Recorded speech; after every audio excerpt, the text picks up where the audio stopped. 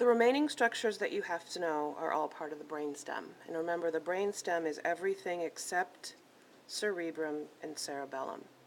So it includes the diencephalon, the midbrain, the pons, and the medulla oblongata, kind of in that order from superior to inferior, or anterior to posterior if you're looking at a sheep brain. So the parts that you need to know for the diencephalon are the thalamus and the hypothalamus. So here is the thalamus. Get rid of that. Here is the thalamus right here. It's this rounded portion right here, kind of inferior to our lateral ventricle. So there's the lateral ventricle right there. It's inferior to that lateral ventricle. The hypothalamus is really just a blob. There's no border to show where it starts and where it ends. But hypo means below, so if this is the thalamus, this is the hypothalamus. Just this area right here. So this is the hypothalamus. I want to point out that it's not this. This white structure right here, that's an optic nerve.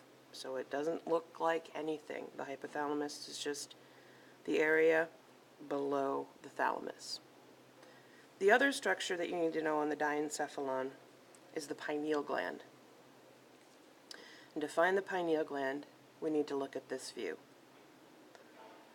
So here's the midbrain, which we'll talk about in just a minute. And sitting right on top there, there's the pineal gland. It's a deep little gland right there. So those are the parts of the diencephalon on the sheep brain. On the human brain, you also have to know the pituitary gland and the mammillary bodies, but not on the sheep brain. For the midbrain, you need to know the corpora quadrigemina. Corpora means body, quad means four, Gemini means twins. This is the structure that basically looks like a baby's butt sitting on a table. Each cheek and each half of the table make up the corpora quad, the four parts of the body. These two are called the superior colliculi. These two are called the inferior colliculi. So really you could call it whatever you'd like. If I put the pin here, you could say corpora quadrigemina, or you could say superior colliculus, or superior colliculi. Lots of choices. So this is all part of the midbrain right here. These are your visual and auditory reflexes. The last two parts of the brainstem, the pons and the medulla oblongata.